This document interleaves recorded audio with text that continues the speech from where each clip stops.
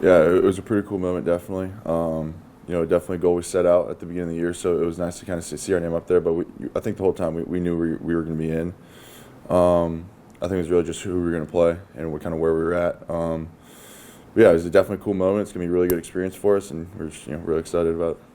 Where'd you watch the show? Me and Jackson were actually in the airport going to Arkansas, so he pulled up his laptop, and we were watching in the middle of the Indy airport.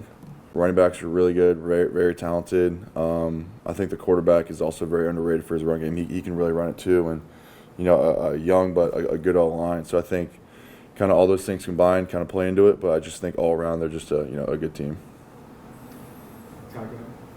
James, from the outside looking in, it seems like it's been pretty smooth sailing for this team. There doesn't seem to have been much adversity externally or internally. And I know Coach Signetti preaches belief and never being satisfied. Have there been any moments this year that wouldn't be as obvious to us that tested your guys' resolve in that way? What's that kind of dynamic been like? Yeah, I mean, I think an underrated one was the Michigan State game when we went down early. That was definitely. I think that was our first deficit of the season. I think it was like 10 or 14 nothing, something like that. So I think, even though we kind of came back and I think it was like 40 something straight, I still think that was a kind of a big moment for us. Just kind of see how we responded. We were down. Obviously we came out strong after that. So I think that's definitely kind of a part of the season that, or I guess a moment that kind of goes under the radar a little bit. Daniel and Mike. Yeah, on you. In 2019 you walk on, right? 2024 you're in Arkansas with that guy, right? When you kind of just reflect on the last however many years, regardless of what happens, you'll end trying to win a chip. Yeah. Is this kind of storybook to you? You feel like? Yeah, it's definitely pretty surreal. Kind of just going back to where I started in 2019, kind of walking on for a GMU. Like I said a couple times, if you would have told me I'd been here kind of playing for a national championship here at Indiana, I definitely would not have believed you. So yeah, it just kind of plays into it. It's just an incredible kind of ride so far, a great 5-6 years at JMU, and then this last year here. So it's definitely very surreal, but we definitely want to finish the job. So. Mike and Josh. No, go ahead. You skip it. All right, Josh, go ahead. James, obviously you went to Arkansas for the Burlsworth Award. Mm-hmm. What was that experience like, just knowing his history and you being in that situation? Yeah, so I went last year, and it was a very good experience. So being able to go again this year was super cool. Marty and Vicky down there, they do a very, very good job. It's, first-class production, first-class event. It was just cool to kind of go down there, meet the guys down there, and just kind of meet them, meet their families, and just kind of put on for a really good cause, a really good event, and it was a good time. Josh and Pete. Or Pete and Mike. Are you good? Are you good after Pete? I'm good. Okay. Pete, go ahead. Okay. Indiana hasn't beaten Notre Dame since 1950. They haven't won there since 1906. You've had a historic season. How special would that be to continue that by doing what hasn't been done in almost a century? Yeah, I mean, I think it's could be very special for us. Obviously, Notre Dame's kind of a blue blood program when it comes to college football. So being able to get on there and beat them in this type of situation, and I know that environment's gonna be pretty hostile. So it just kind of all the history behind it. The two Indiana teams. It's a lot of storybook kind of stuff comes into it. So I just think being able to go down there and beat them would be pretty awesome for us.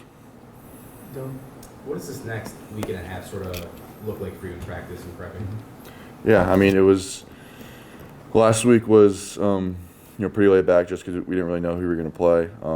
Obviously now we play Notre Dame. It's kind of normal practices really. Nothing too crazy. Nothing out of the ordinary. Just the same rhythm, same kind of schedule, stuff like that. So really normal week. This week, and then obviously next week game week. Maybe I think we move everything a day up, but other than that, practice wise, everything's normal. Joe. I understand they're two very different opponents, but how did having a game in Columbus against Ohio State kind of help with this preparation of a big stadium, high-caliber team?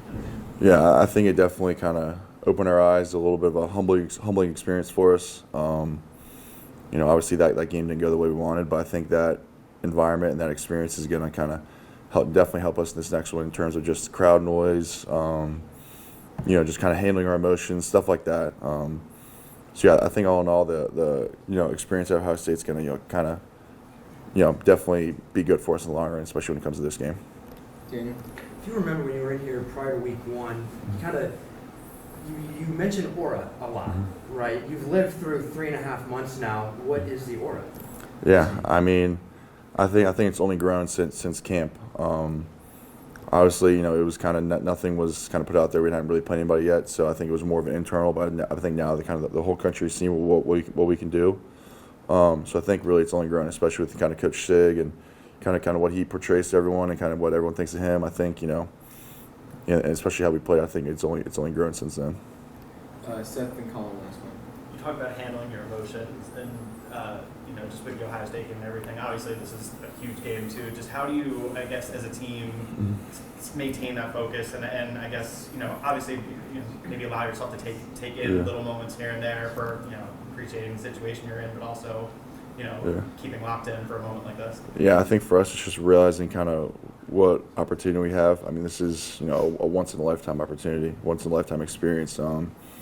We get to go play for a national championship, and this is where it starts. So I really think there's going to be no issues with everyone being locked in. I think it started since Sunday or since whatever the selection show was. So I think if you're not locked in for this game, something's definitely wrong with you, and it's what we came here to do, and win a national championship.